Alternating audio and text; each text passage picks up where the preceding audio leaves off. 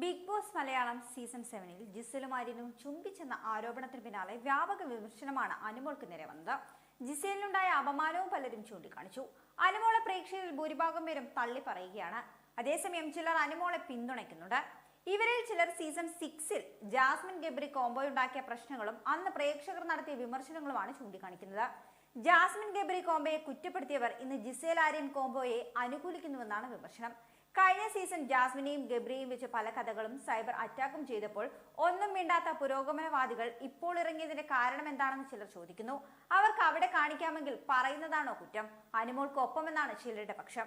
എന്നാൽ പക്ഷേ നിങ്ങൾ എന്തറിഞ്ഞിട്ടാണ് പറയുന്നത്? കപ്പടിക്കാൻ യോഗ്യതയുള്ള രണ്ടാൾക്കാരായിരുന്നു ജാസ്മിനും ഗബ്രിയും. ഇല്ലാത്ത കോംബോ ഉണ്ടാക്കി പ്രേക്ഷകർക്ക് ഒരു കൺഫ്യൂഷൻ അവർ ഉണ്ടാക്കിയപ്പോൾ പ്രേക്ഷകർ അവരെ കൈവിട്ടു.